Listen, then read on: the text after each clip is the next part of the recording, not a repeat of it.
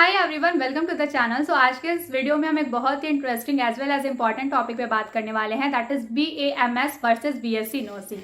सो BMS में scope है कि नहीं है, I don't know why students BMS को लेकर के इतने डाउट में क्यों रहते हैं और उन्हें ऐसा क्यों लगता है कि अगर वो BMS करते हैं तो उसके बाद उनका फ्यूचर सिक्योर नहीं होगा। तो अगर आपको भी ऐसा कोई डाउट है तो ये वीडियो एंड तक देखना, आपके सारे डाउट क्लियर करने की मैं पूरी कोशिश करूंगी। तो सबसे पहले कंपैरिजन करने के पहले हम ये जान लेते हैं कि BMS है क्या। तो BMS के फुल फॉर्म से स्टार्ट करते हैं, जो कि बहुत ही बहुत सोचने वाली बात है कि ये हमारे इंडिया का मेडिसिन सिस्टम है जो कि मोर देन 1000 ऑफ ईयर से प्रैक्टिस होता आ रहा है। बट अभी भी बहुत सारे ऐसे स्टूडेंट्स हैं या ऐसे नॉन मेडिकोज हैं जिनको BMS का फुल फॉर्म ही नहीं पता है। तो जो नॉन मेडिकोज हैं, जिन्होंने मेडिकल फील्ड में आने का सोचा ही नहीं, अगर उनको फुल फॉर्म नहीं पता है तो ऑफकोर्स ये उतना अमेज्ड होने वाला या सरप्राइज होने वाली बात नहीं है। लेकिन अगर आप एक नीट एस्पिरेंट हो और अगर आपको BMS का फुल फॉर्म नहीं पता है तो ये थोड़ा अनएक्सपेक्टेड है, क्योंकि BMS अगर हम इंडियंस होकर के अगर हम BMS को इम्पोर्टेंस नहीं देंगे, जिनका हमारा सपना है डॉक्टर बनना, तो फिर हम किसी दूसरे से कैसे एक्सपेक्ट कर सकते हैं कि वो हमारे मेडिसिन सिस्टम को वैल्यू दें या हमारे मेडिसिन सिस्टम की रिस्पेक्ट करें। तो BMS का फुल फॉर्म है bachelor of Ayurvedic medicine and surgery. ये MBBS की तरफ 5.5 ईयर का कोर्स होता है। जैसे MBBS करके आप डॉक्टर बनते हैं, बिल्कुल वैसे ही BMS करके भी आप डॉक्टर बनते हैं। बस दोनों में डिफरेंस इतना है कि MBBS के जो स्टूडेंट्स होते हैं वो मॉडर्न मेडिसिन सिस्टम के बारे में पढ़ते हैं, जिसको हम एलोपैथी बोलते हैं, या सरल भाषा में इजी लैंग्वेज में मैं बताऊं तो आप जिसको बोलते हो कि अंग्रेजी दवाइयों के डॉक्टर, एलोपैथी डॉक्टर करने के बाद आप आयुर्वेदिक डॉक्टर बनोगे। बट ऐसा नहीं है कि आप सिर्फ जड़ी बूटियों के बारे में ही पढ़ेंगे BMS में और आज की जो मॉडर्न मेडिकल साइंस है उसके बारे में आपको कोई नॉलेज नहीं दी जाएगी। अगर आपको ऐसा लगता है तो आप बिल्कुल गलत हैं, क्योंकि BMS के जो स्टूडेंट्स होते हैं उनको एंशिएंट मेडिसिन सिस्टम के साथ साथ मॉडर्न मेडिसिन सिस्टम भी पढ़ाया जाता है। मतलब जो एनाटॉमी फिजियोलॉजी MBBS स्टूडेंट पढ़ते हैं वही same anatomy physiology BMS student भी पढ़ते हैं।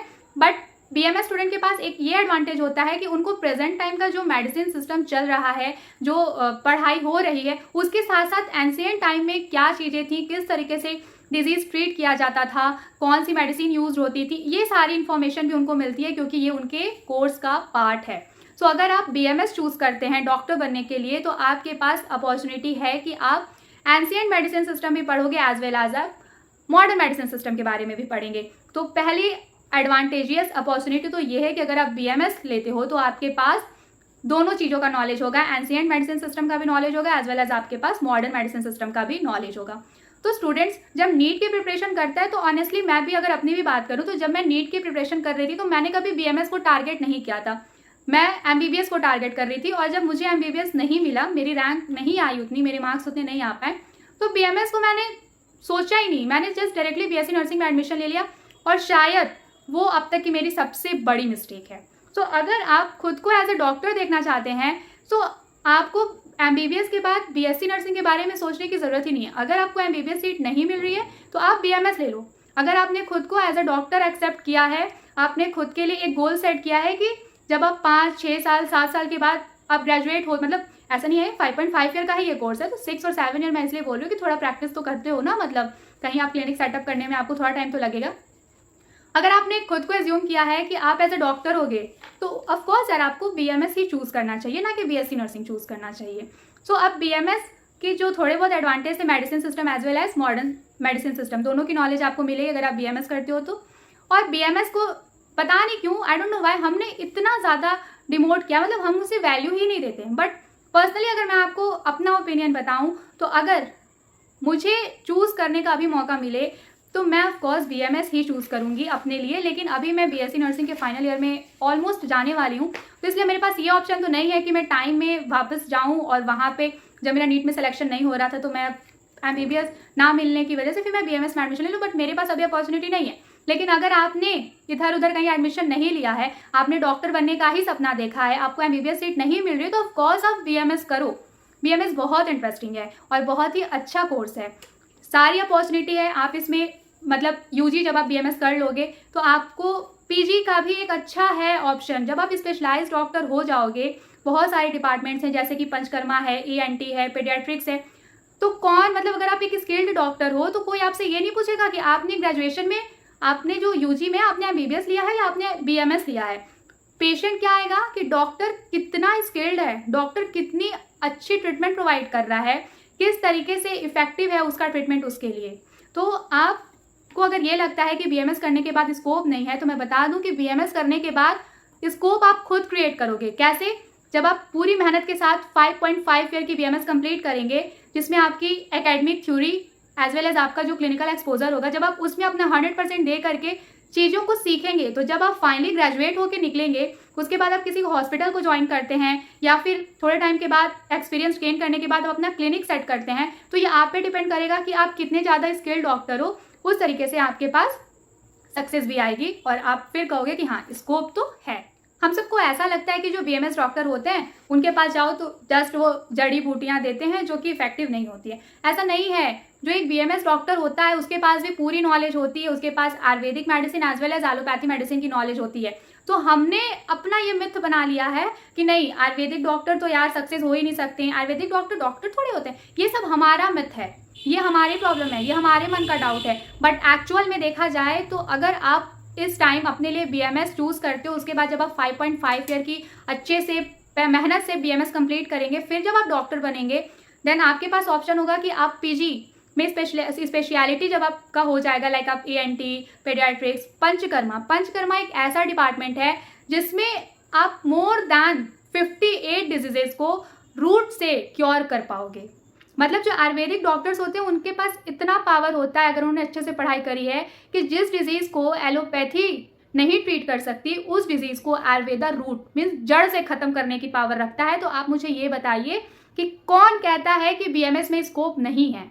अगर किसी बीएमएस ग्रेजुएट ने पूरी पढ़ाई 5.5 ईयर की पूरी मेहनत के साथ की है, फिर उसके बाद उसने 3 साल का MD या MS किया है, उसके पास क्लिनिकल एक्सपीरियंस है, तो वो स्कोप खुद क्रिएट करेगा। उसके क्लिनिक पे या उनके हॉस्पिटल में जो भी पेशेंट आएंगे वो इस पे डिपेंड करेंगे कि डॉक्टर हमें कितने इफेक्टिवली ट्रीट कर रहे हैं। सो ऑफ कोर्स स्कोप है, अगर आप मेहनत करते हैं तो स्कोप है। तो जैसे कि मैंने बताया कि बीएमएस 5.5 ईयर का होता है, जिसमें कि 4.5 ईयर्स का आपका एकेडमिक्स होता है, थ्योरी होती है, क्लासेस होती है, एंड देन लास्ट का जो 1 ईयर होता है वो आपकी इंटर्नशिप होती है। तो जो क्लिनिकल एक्सपोजर वाला डाउट होता है कि यार बीएमएस स्टूडेंट को तो एलोपैथी सीखने का मौका ही नहीं मिलता है, सिर्फ इधर उधर ऐसे ही रह जाते, तो ऐसा नहीं है। लास्ट के 1 साल के इंटर्नशिप में आप 6 मंथ आयुर्वेदिक इंटर्नशिप, 6 मंथ आप एलोपैथी, मतलब आपको हर तरह का क्लिनिकल एक्सपोजर देखने को मिलेगा। सो आई थिंक आपका स्कोप को लेके डाउट क्लियर हो गया होगा। मैं आपके साथ अपना एक पर्सनल क्लिनिकल एक्सपीरियंस शेयर करना चाहती हूँ। तो सिंस कि मैं एक प्राइवेट कॉलेज से BSc नर्सिंग कर रही हूँ, बट हमारी जो पोस्टिंग्स होती हैं वो कभी कभी 1-1 मंथ के लिए गवर्नमेंट हॉस्पिटल्स में भी लगाई जाती है, जिसके लिए फीस हम खुद पे करते हैं। तो ये एक बहुत ही बड़ा ड्रॉबैक है कि आप पहले जो एनुअल फी दे रहे हो वो तो दे रहे हो, बट अगर एडिशनल पोस्टिंग पे आपको भेजा जा रहा है तो फी आप खुद पे कर रहे हो और वहाँ जाके सिर्फ असिस्टेंट की ही जॉब कर रहे हो। तो जो लोग BSc नर्सिंग को BMS के साथ कंपेयर करते हैं, उनके लिए मैं ये अपना एक्सपीरियंस शेयर करना चाह रही हूँ और करने भी जा रही हूँ। तो हुआ ये था कि मैं मेडिकल कॉलेज में पोस्टेड थी पेडियाट्रिक इमरजेंसी वार्ड में, जहाँ पे इमरजेंसी के बहुत सारे केसेस आते हैं। और पर्सनली मुझे जो पेडियाट्रिक्स केसेस होते हैं उसमें इंटरेस्ट है। आई डोंट नो मैं नर्सिंग में आगे क्या करूँगी या मेरा नेक्स्ट स्टेप क्या होगा, अभी मैंने उतना कुछ सोचा नहीं है, लेकिन मुझे पर्सनली पेडियाट्रिक्स में बहुत इंटरेस्ट है। तो मैं बहुत एक्साइटेड थी कि चलो ठीक है, एज अ नर्स ही सही, बट मुझे एक्सपोजर तो मिलेगा। तो वहाँ पे JR अपना काम कर रहे थे, जो भी इमरजेंसी केसेस आ रहे थे वो बहुत इफेक्टिवली उसको डील कर रहे थे, कॉम्प्लिकेशंस को कम कर रहे थे। तो मैं बहुत एक्साइटेड होकर उनको असिस्ट कर रही थी, क्योंकि वो रिस्पेक्ट के साथ मुझे सिखा रहे थे। उनकी नज़र में मैं एक नर्सिंग स्टूडेंट थी जो सीखने के लिए बहुत क्यूरियस थी, तो उन्होंने वहाँ पे मेरी क्यूरियोसिटी देखी और मुझे उस तरीके से सिखाना शुरू किया। बट जो मेरी हेड नर्स थी, उस वार्ड में जो हेड नर्स पोस्टेड थी, उसका बिहेवियर बहुत ही ज़्यादा गंदा था उस दिन। उससे ये एक्सेप्ट नहीं हुआ कि मैं एक नर्सिंग स्टूडेंट होके मैं मेडिकल प्रोसीजर क्यों सीख रही हूँ। She just came to me, उसने मेरा हाथ पकड़ा और वहाँ से मुझे खींचते हुए ले गई, ये बोलते हुए कि तुम एक नर्सिंग स्टूडेंट हो और तुम्हारा काम मेडिकल प्रोसीजर सीखना नहीं है, तुम्हारा काम है जस्ट पेशेंट को केयर प्रोवाइड करना, जिसमें तुम उनको ओरल केयर दोगी, आई केयर दोगी, बेड मेकिंग करोगी और डॉक्टर जो प्रिस्क्राइब करेंगे वो डोजिंग करोगी, इसके अलावा तुम कुछ सीख नहीं सकती। तो ये तो उस नर्स की थिंकिंग थी, बट एक्चुअल में नर्सिंग के करिकुलम में भी रेस्ट्रिक्शन है, आप इंडिपेंडेंटली किसी भी पेशेंट को ट्रीट नहीं कर सकते हो, बट एक BMS डॉक्टर इंडिपेंडेंटली पेशेंट को ट्रीट कर सकता है। तो अगर आप चाहते हो कि आपको पेशेंट के साथ इंडिपेंडेंटली इंटरैक्ट करना है, नो मैटर आपको आयुर्वेदा प्रैक्टिस करके वो अपॉर्चुनिटी मिले या फिर एलोपैथी प्रैक्टिस करके वो अपॉर्चुनिटी मिले, कॉज आप BMS चूज करना अपने करियर के लिए। ऐसा लगता है कि बीएमएस में तो सिर्फ संस्कृत पढ़ना होता है, बहुत टफ होता है। ऐसा नहीं है। बीएमएस का जो है वो श्लोक है, जैसे कि वो संस्कृत में बहुत पुराना चला आ रहा है, तो जो चीज़ें लिखी गई हैं वो संस्कृत में लिखी गई हैं, देन उसको हिंदी में लाया गया, इंग्लिश में लाया गया, तो बुक्स अवेलेबल हैं। और जो श्लोकाज है ना, संस्कृत के श्लोकाज जो आप आयुर्वेद में पढ़ोगे वो बहुत ही प्योर है। मतलब पर्सनली मैं उसकी बहुत रिस्पेक्ट करती हूँ। तो जब आप जो उनका एक मतलब एक सिखाने का तरीका है ना, जो आप कह सकते हो सीक्रेट है, वो उसी श्लोक में छिपा हुआ कि किस तरीके से आप किसी डिजीज़ को रूट से क्योर करोगे। तो आई थिंक ये अपॉर्चुनिटी आपको नर्सिंग करके तो नहीं मिलेगी। तो अगर आप डॉक्टर बनना चाहते हो तो ये मैटर नहीं करता है कि आप एलोपैथी डॉक्टर हो या फिर आप आयुर्वेदिक डॉक्टर हो। मैटर ये करता है कि आप जिस फील्ड में स्पेशलाइज्ड हो, उस फील्ड में अगर कोई पेशेंट आता है अपनी डिजीज़ लेके आपके पास, तो आप कितना इफेक्टिवली उसको ट्रीट करते हैं। तो सिंपल सा आंसर है कि नर्सिंग करके आप एक नर्स बनोगे जिसमें आप इंडिपेंडेंटली पेशेंट को ट्रीट नहीं कर सकते। पूरे टाइम अगर आप हॉस्पिटल में रहेंगे तो आपको एक डॉक्टर के ऑर्डर के हिसाब से ही काम करना होगा। लेकिन अगर आप बीएमएस करते हैं तो बीएमएस करने के बाद आप एक डॉक्टर बनेंगे।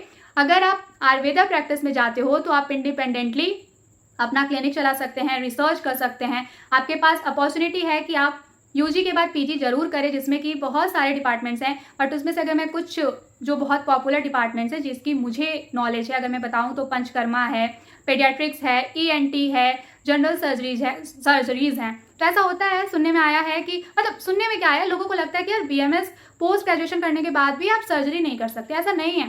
58 सर्जरीज को परमिशन मिला है करने के लिए, ठीक है। तो डिपेंड करता है कि आप इस फील्ड में कितने इफेक्टिवली आते हो, कितने डेडिकेशन के साथ आप काम सीखते हैं और कितना इफेक्टिवली आप अपने पेशेंट को ट्रीट करते हैं। इस सारी चीज़ों पे डिपेंड करेगा कि आप अपने लिए स्कोप कितना अच्छा बनाते हैं।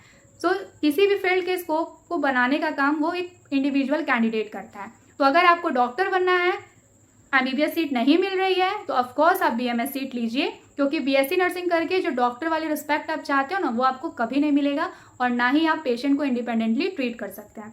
सो मैंने अपने साइड से बताने की पूरी कोशिश की है, बट फाइनल डिसीजन आपका होगा कि आपको बीएससी नर्सिंग करना है या बीएमएस करना है।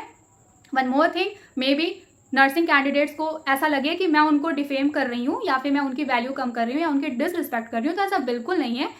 मेरे पास एक क्वेरी आई थी जिसमें एक स्टूडेंट को डाउट था कि वो अपने लिए बीएमएस चूज करें या वो अपने लिए बीएससी नर्सिंग चूज करें। तो जस्ट मैं अपने एक्सपीरियंस के बेसिस पे उनका इस डाउट को क्लियर कर रही हूँ या फिर उनके इस डाउट को क्लियर करने की कोशिश कर रही हूँ। सो इसमें मेरा एम किसी को डिसरिस्पेक्ट या किसी को बहुत ज़्यादा रिस्पेक्ट देना नहीं है। एट लास्ट फिर भी मैं एक और चीज़ समराइज करना चाहूँगी कि किसी भी फील्ड को आप चूज़ करते हो, या तो आप बीएमएस चूज़ करो या तो आप बीएससी नर्सिंग चूज़ करो, तो डिपेंड करता है कि आप इंटरेस्टेड किस में हो। अगर आप जस्ट पेशेंट को केयर प्रोवाइड करने में इंटरेस्टेड हो तो ऑफकोर्स आपको बीएससी नर्सिंग चूज़ करना है। बट अगर आप पेशेंट की डिजीज कंडीशन को ट्रीट करने में इंटरेस्टेड हो, रूट कॉज से खत्म करना है, तो ऑफकोर्स आप बीएमएस चूज़ करो, क्योंकि आपको डॉक्टर बनना है। उसके बाद डिपेंड करता है कि आपकी पर्सनल वैल्यूज़ क्या है। लाइक दुनिया आपको किस तरीके से देखती है उससे कोई फर्क नहीं पड़ता है। आप खुद को किस तरीके से देखते हैं। अगर आप बीएससी नर्सिंग करके एक एलोपैथी डॉक्टर के अंडर उनको असिस्ट करके आप सेटिस्फाइड हो, उनके ऑर्डर के अकॉर्डिंग पेशेंट को केयर प्रोवाइड करके अगर आप सेटिस्फाइड हो, आपकी नज़र में आपकी वैल्यू है, तो ऑफकोर्स आप बीएससी नर्सिंग चूज़ करो। या फिर आप आयुर्वेदा चूज़ करके इंडिपेंडेंटली आयुर्वेदिक प्रैक्टिस करके एलोपैथी जो भी लाइक एलोपैथी मेडिसिन जो अलाउज है, अगर आप उसकी प्रैक्टिस करके पेशेंट को ट्रीट करते हो, अगर आप अपनी नज़र में सेटिस्फाइड रहोगे वो पोस्ट ले करके, तो आप बीएमएस चूज़ करो। लेकिन जो भी चूज़ करो अपने इंटरेस्ट के बेसिस पे चूज़ करें। अब सैलरी की बात करें तो देखो, बीएससी नर्सिंग करने के बाद आप हमेशा डिपेंड रहोगे कि आपको अगर गवर्नमेंट सेक्टर में जाना है तो वैकेंसीज आएँ, उसके बाद आपकी पोस्टिंग होगी, देन गवर्नमेंट जितना डिसाइड करेगी, जो भी पे स्केल रहेगा उसके अकॉर्डिंग आपको सैलरी मिलेगी। या तो आप प्राइवेट सेक्टर में जाएंगे तो जिसका भी हॉस्पिटल है वहाँ के जो ओनर है वो आपको अपने अकॉर्डिंग सैलरी देंगे। लेकिन अगर आप बीएमएस करते हैं उसके बाद आप अगर अपनी लाइक पहले तो स्टार्टिंग में आप ऑफकोर्स किसी हॉस्पिटल को ज्वाइन करेंगे या किसी क्लिनिक को ज्वाइन करते हैं, तो वहाँ पे आपका पे स्केल में भी थोड़ा कम रहे, 18,000 से 25,000 तक वेरी कर सकता है। लेकिन जब आप एमएस कर लेते हैं या पीजी कर लेते हैं, आप एमडी करो, एमएस करो, उसके बाद आप एक स्पेशलाइज्ड डॉक्टर हो जाते हो, तो आपका पे स्केल इंक्रीज हो जाता है। उसके बाद अगर आप अपनी क्लिनिक खोलते हो तो उस पर डिपेंड करता है ना कि पेशेंट लोग कितना है, कितने ज़्यादा पेशेंट आता है, आप एक दिन में कितना पेशेंट देखते हैं, उस हिसाब से आपका पे स्केल होगा। तो बीएमएस करने के बाद आपको दूसरों से सैलरी लेने की ज़रूरत नहीं पड़ेगी। आप जितने अच्छे डॉक्टर होगे उतने ज़्यादा पेशेंट आपके पास आएंगे और उस तरीके से आपकी अर्निंग होगी। सो ठीक है, प्रोफेशन दोनों अच्छा है, डिपेंड करता है कि आपकी पर्सनल वैल्यूज़ क्या है और आपका इंटरेस्ट किस में है। So this is all about today's video. मैंने अपने साइड से पूरी कोशिश की है कि बीएमएस और बीएससी नर्सिंग में डिफरेंस आपको समझा सकूं, बट फिर भी अभी कोई डाउट है तो ऑफकोर्स आप इस वीडियो के कमेंट सेक्शन में अपनी क्वेरीज फिर से मेंशन कर देना, मैं उसको क्लियर करने की पूरी कोशिश करूँगी। Thank you so much for watching this video.